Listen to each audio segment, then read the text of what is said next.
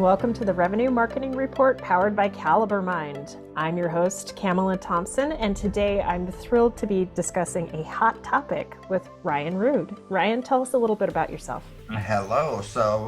I am the founder and CEO of a digital marketing consultancy in Minneapolis called Lake1. We work exclusively with B2B brands, helping them put together their growth strategies, help them figure out what technology they need to make that scale, and then giving them hands-on support, acting as an embedded partner to help them execute against that plan as well. Before the podcast, as usual, we talked about topics and bonded over a couple things, actually, but you have a hot take on what technology has done to marketing. Let me just let you run with that. Simply put, I feel like it's broken marketing. I think, technology has a lot of great opportunities and potential, but we got lazy with it. I think that the promises of easy leads, easy pipeline, the best marketers are peddling technology, and as a result, everybody is doing a lot of really dumb stuff with the technology. Blasting people, that's probably the thing that makes my skin crawl when I have clients use that word. I need to send an email blast. I'm like, does anybody want to get blasted? Let's put ourselves on the other side of that word. That doesn't feel good. That's not nice. Don't blast me. And it's not even just the marketers who are doing it now. Like No. Sales Now has automated outreach sequencing tools, and if you're not paying attention, you're in trouble because they're going to destroy your domain deliverability. For goodness sakes, put them on at least one other domain and then look at what they're writing, because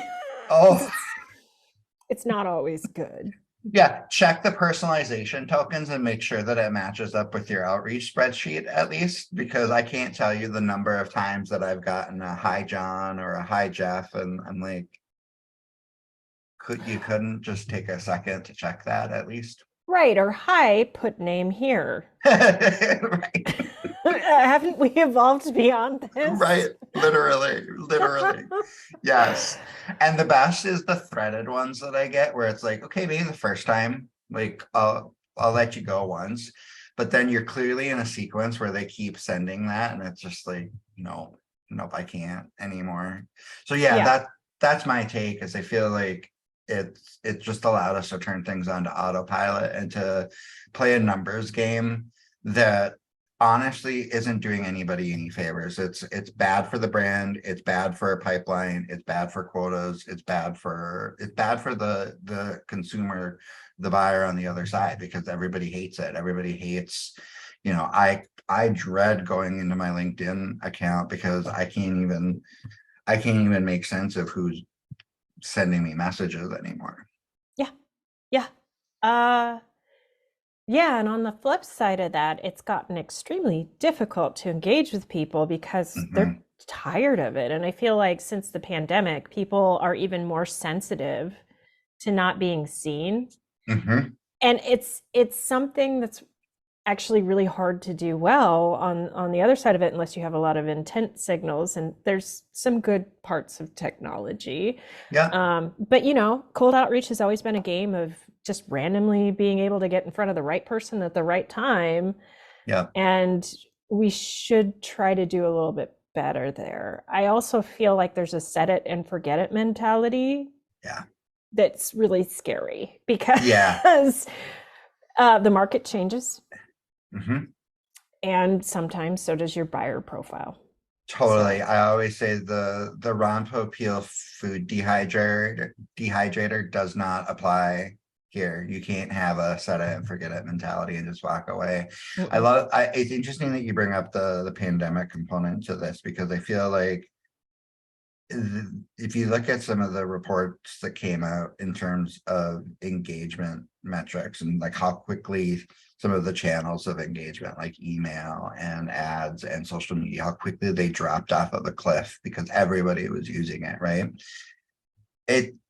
We've lost the art of connection. We've lost the ability to just connect with another human being and realize that That's what we're doing at the end of the day. That whether you're selling, whether you're marketing, whether you're a support individual within an organization, like that is how you drive revenue impact within the business. And yes, there are tools that make it easier and more efficient, but you still have to think about the connection that you're trying to create and take the time to understand who it is, what that business is on the other side that you're talking to, and what they're trying to accomplish. Well, and I'd also like to point out, like, you watch the decline in engagement over channels. I don't think it was just because everybody started using them. If you overlay that with the chart of people who report feeling lonely all the time, Mm-hmm. depressed, like all of that was on the Yeah. upswing while that was down. Yep. I I think we've gotten really bad at connecting in an authentic, honest way with people Yeah. because we've been isolated. We rely a little too heavily on social media to entertain us. Yep. Well, and it's easy to sit behind a keyboard, right? One of the stats that I found so fascinating during the pandemic was the channel that didn't fail, the phone, Yeah. calling people. People want, like, because of that isolation, because of that loneliness, you were calling somebody doing a cold outreach, and all of a sudden there was engagement on the other side of the line because we were all dying for it. We were all dying to connect with another human being. Yeah. And I see that creepily. If somebody accidentally texts me instead of somebody else, and Yes. I'm nice about it and say, "Hey, it seems like you have the wrong number," they're like, "You Yep. seem nice. Let's try to chat." And I'm like, "No, Oh, no, totally. boundaries, Yes. boundaries." Boundaries. Yes. Yes. um, 100%. so beyond not fostering a good mechanism for forming a connection, I think I've seen some other things in terms of AI specifically. So I think a lot of people see budgets being cut and things getting hard, especially in marketing, and we look at AI as a cheap way to augment stuff that we're Hmm. doing. Before I get into that, machine learning has been really present in attribution models, in lead scoring, in a few different areas. A lot of people don't trust it. And I feel like the Yeah. real issue is we don't have a good understanding of the limitations of our own data Yep. and how much information we need to train a model Yep. to produce something meaningful. And then on the AI side, I mean, let's talk a little bit about the limitations of ChatGPT specifically. What I find, well, and those two components, those two data points that you just brought up about, how much is needed to train a model from machine learning, and then also the limitations of ChatGPT, those two things are different sides of the coin of the same problem, right? Is I think that there's this assumption that ChatGPT or AI is going to displace everything. You still need a human being input on the other side, like to drive it forward. And there is still a refinement process. I Yeah. mean, everything that you're seeing, everything that's grabbing headlines. I was just looking at a Twitter thread where somebody was talking to ChatGPT 4 and started a business and was like, you got $100. What do you do? Make as much money. There was still a human on the other side saying, okay, now what, like engaging with it. So Mm-hmm. it's not like these are sentient beings, and it's not like there is some sort of, machine learning doesn't just apply to a data set and create context out of nothing. Like, you still have to have a quality set of data that is appropriate and relevant to your business. And I think to me, it comes back to the basics of a lot of the work that we do with our clients, where it's like, how do you fix the technology so that it doesn't break marketing? Well, you start with the end in mind. You talk about what are the metrics, what are the data points that matter, that drive the business forward. A lot of businesses struggle with that. Like, they Oh, can't yeah. answer the question of saying, like, everybody can say, okay, we want to drive $20 million of revenue next quarter. How? What does that mean?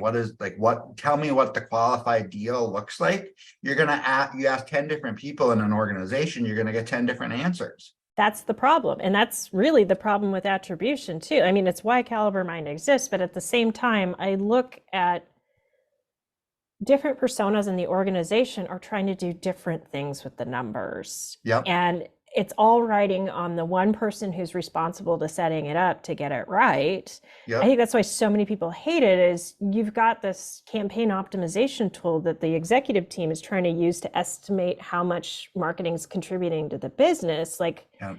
that's not how it's instrumented. And maybe if we change that, that's a separate rant. But the other rant with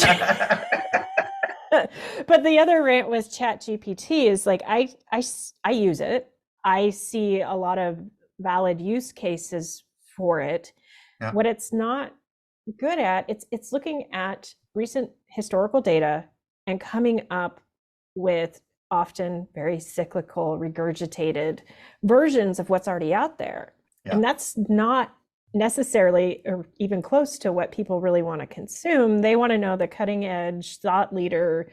They want to hear from experts in their own industry. Yep. So if you're using ChatGPT to supplement your content strategy, your priorities, you just got to question them. 100%. Yeah. No, I mean, it's again, it requiring, we're so far away from an AI function being able to, I don't want to use the word think. I'm trying to, I'm trying to use it just really Create. carefully here. Create, yes. Yeah. Create something at a level that is still, cognizant of that cutting edge, cognizant and taking the inputs of experiences and like, because I had somebody ask me like if we were worried about it in our business, like, hey, so we're a HubSpot solutions partner. HubSpot Yeah. implemented chat ChatSpot, so they're starting to implement AI and learning inside of like how to navigate within HubSpot. And they're like, are you worried about that displacing the work that you guys do? I'm like, I'm not, because until AI can have a conversation with a business at a rapid fire level to discern the processes and business challenges and figuring out how do you customize software to solve for the business need of sales, marketing, and support, you're not going to be able to displace a human being that can take the experiences of a lifetime and apply that to a solution that's unique for a business.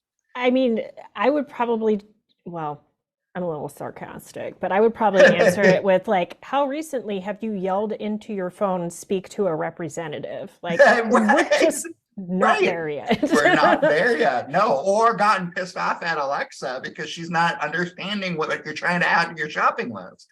All the biases and Yes, facial recognition software and all this other stuff. It's just totally. all right. So maybe we should kind of talk about the flip side and talk about some of the positives Yeah. and how you can use it to augment the best practices that you're already doing. Yeah. So, I mean, like, I think about the ways that technology did help bring people closer together during the pandemic. And I think about some of our clients that were really struggling, that were, because B2B, so many times you're focused on face-to-face sales. You go to events, you're trying to, your business capacity is driven by relationships, right? All of a sudden the world shuts down. How are you communicating? How are you building relationships? I mean, you and I, for example, the first time we met, it was all video. We started riffing. We had a good time that way. And how do you translate that type of experience into some sort of a scalable sales experience? So things like one-to-one video, being able to create video on the fly, send it in a very personalized manner with email. Those are areas where, and again, though, it's still time consuming. It's not, you're not creating one video at scale and sending it out. You're creating those videos quickly, whether it's, on your computer or on your phone, to make those opportunities for those personalized touch points. Well, and there's a huge mindset shift that I think a lot of people are resisting that needs to happen. So, um, I've grown up in B2B, and the way to scale was always to come up with your number, hire that many salespeople, Yeah. and they're just going to brute force it. Yep. How people buy and research and want to interact with things before they ever talk to Yeah. anybody has totally changed marketing's role in B2B. I mean, it was Yeah. always like that in B2C, but I think we're seeing a big shift, and a lot of business leaders who have seen success in the old way, um, they have a very volume, at bats, Mhm. quantity over quality. I have salespeople tell me, but I need to get in front of all 4,000 of my accounts so they know who we are. And my first question is, why? Yeah. I mean, if you can see in the system who's researching similar products right now, Yep. why Why wouldn't wouldn't you you? focus on them?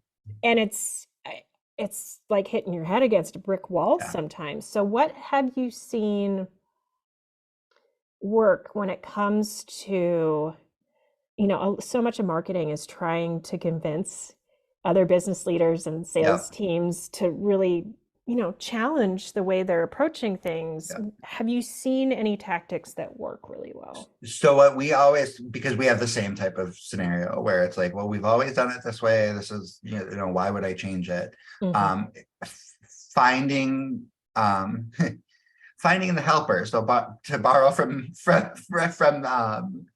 Mr. Rogers, finding the helpers. Finding the person that is interested. There's always going to be somebody in an organization that is pushing the line, that is interested in trying to be that innovator, that wants the competitive advantage to their peers. That's how we found it. So video, for example, when we were trying to introduce video into a manufacturing account that was really struggling, and they were they had to show the product, but they couldn't. We had one person that picked it up and did it, and he told the story, not us. He became the champion inside of saying, I've been trying to get this director of engineering at this firm to pick up a phone call for a year and a half. I sent him a video showing the product and he called me back in 5 minutes. And Those type. that is better than gold, man, Right. because salespeople gossip.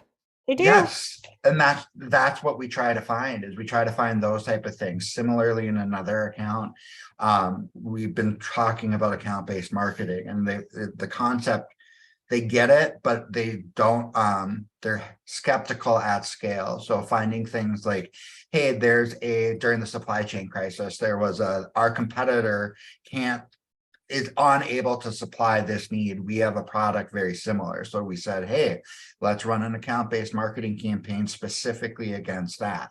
Yeah. Blew open the revenue opportunity. So all of a sudden now everybody's talking about it within the organization, saying, well, what could we do it here? Could we do it here? Could we do it here? So that's the way we find success, is like little pilots where we can get somebody internally that's like a cheerleader for it and says, look, this is actually working. Because change is hard. It's going to be hard. And I feel like, especially in the last 5 years, given the macro effects of things that have been happening in the world, between COVID, between what's going on in the economy right now, where everybody is holding their breath, trying to do any sort of change at a grand scale without having some small successes is going to be hard. Right. It's interesting because this requires a degree of data literacy, or at least working with somebody who can translate things into next Mhm. steps. But the bigger part here is learning how to tell a story that resonates. Yeah, And part of that is exactly what you described, is finding somebody who can get excited, and there's this visceral thing that gets past. It's a little yeah, viral. This could totally. work. Totally. Yeah. And you can't, you can't manufacture that kind of enthusiasm when you get somebody internally doing it and talking about it when you're not always around. So, Right. And I think part of that too is something we as marketers forget to do a lot, is internal marketing and just mhm. socializing. Hey, um, salesperson A, you're having a really good time with this. Can we set up, like a brown bag session where you Yeah, tell other people how you use this? Like, just totally. facilitate the conversation. Yes. Yeah. Yeah. How do you make that virality go faster within the organization? That internal piece is huge. Yeah. Yeah. Oh, that's great. And I think so, pivoting to a few more ways technology can help. Specifically ChatGPT, since I disparage it all the time. I still use it. And what I've found is if you can get really specific about your audience and you want to retain the voice that's in the Mhm. original copy, and you would like some suggestions for some catchy, compelling social snippets and give it how Yes, many, it can actually spit out some decent stuff. So, totally. so let's talk a little bit about the oh goodness, Oh, specifics. specificity. Yes, I felt like a Warner Brothers cartoon there for a That's second. awesome. We're not going to cut that. Um, let's talk about some specifics. And, there's no replacement for knowing who's actually interacting with your brand or Yeah. wants to buy from you. Let's talk about some of the legwork we should do before leveraging something like ChatGPT. I was just going to say this is a perfect example of why there's still the human element to it, because the robot's not going to know who your buyers are, the buying roles, what, like, are they a blocker, are they a decision maker, what kind of tone and pain points are they going to be needing in the content. I mean, if you have a financial blocker and you're trying to create content for it, is ChatGPT going to know that specifically without you telling them that, and to be able to highlight the concerns about compliance, concerns about cost savings, all, like, that's where the distinction comes in between adding the human element to the AI piece of it. So some of the things that become really key is understanding, what does that buying committee look like, understanding how large is the committee, what are the pain points for each different role. At a minimum too, I think really understanding and getting alignment around it, going back to that goal question and getting everybody on the same page of what does qualified look like. If we're going to align around a revenue goal and we're expecting our sales and marketing team to work together, they need to speak the same language of what qualified means, so that we can understand these are the criteria of what a qualified opportunity looks like. These are the roles, this is the company size, this is the type of information we need. All of that has to be table stakes. Oh, I couldn't agree more, because the most, violence the wrong word, but just exaggerated arguments I've seen, especially, not in the boardroom, but among the C-suite, are around who the ICP really is, because everybody's Yeah, biased. And a yeah, lot of times we don't know what data we have and don't have to actually validate that. yeah, And then what is a lead? You ask each person, they're going to come up with a yeah, different definition. And it's like you failed before you even started. right. Um, yeah, tying out on all of that is just so critical. Love it. Well, and if you can't tie out on it, how are you ever going to get to the revenue number? Because if you don't have any of the trailing indicators, Another caution on the ChatGPT side is it doesn't have the same ethical constraints that your buyers would like you to have. right? So if you tell it to edit your resume, you're going to see a bunch of stats pop in there that look great. Are they Yeah, real? right. I don't Not a know. chance. No, going forward, I think when somebody presents that, I'll be like, ChatGPT. Yes. Right? Yeah. That's a little fishy. Yeah. Yeah. Tell me what's real. Yeah, exactly. Hmm. Mm, Especially if you're dealing with a market that's already really skeptical, which, um, yeah. marketers love to hate analytics. Mm, yeah. Well, and it's because I mean, we've been fooled so many times. Yep. So, Oh, I totally get it. I've been there. Okay. Well, is there anything else you want to touch on before we do the outro and where people can find you? um, I think the only thing, like, what I always say to our team, our clients, is like, while it can feel, whether it's Chat GPT, whether you're listening to this conversation and going, well, great. So you're telling me that I'm finally getting a tech stack implemented and you're telling me technology is going to break my sales and marketing. Like, yeah, we can be, woe is us, the sky is falling. But as long as you have the goals clarified, you have the best intentions of your buyers at heart, progress over perfection, take it a little bit at a time. Like, you don't have to go gangbusters on everything. Like, you don't have to do it all just because a piece of technology that you procured can do everything doesn't mean you need to turn on everything, because that's when you start to have the machine running amok, and that's when technology starts to break everything. So it should be a help, not a hindrance. Yeah, nail the basics. Yep, Listen to podcasts like this for best practices, maybe. totally. And think of what you yourself respond to. I think is just Exactly. like I sign up for newsletters. Most of them have to do with food, but there's a reason why I've signed up for them. Right, right. They have value and they treat you. There's Steve Jobs used to always have a value inside of Apple of be kind, of like, be kind, do good things in product development, create, like, think about how you want to be treated. And I feel like from a marketing perspective, we need to remember that, like, be kind. If you don't want it to be done to you, don't do it to somebody else. Like the golden rule here, people. Yeah, and not at this company, but at past companies. I've even had board members say, well, everybody's making up stats to make their products look better. Why don't you just do that? And I'm like, Ooh, yeah. I have a list of reasons why I'm not going to do that. Thank you. Right, exactly. Where should I start? Yeah, be transparent. Yeah.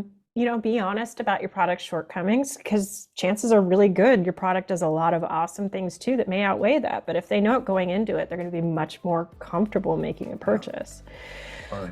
Well, Ryan, thank you so much for being on the show. Where can people find you to network online? So LinkedIn, I'm very active on LinkedIn. And then our website's like1digital.com if you ever have a question about any of your tech stack. So Perfect. And those will also be in the show notes. And for those of you who don't know what show notes are, if you just click on the podcast name in your app, you will see the notes for the episode. So thank you to our listeners. We really appreciate you. Please rate, review, subscribe, tell 2 friends. It does make a difference. And for more great content like this, check out calibermind.com.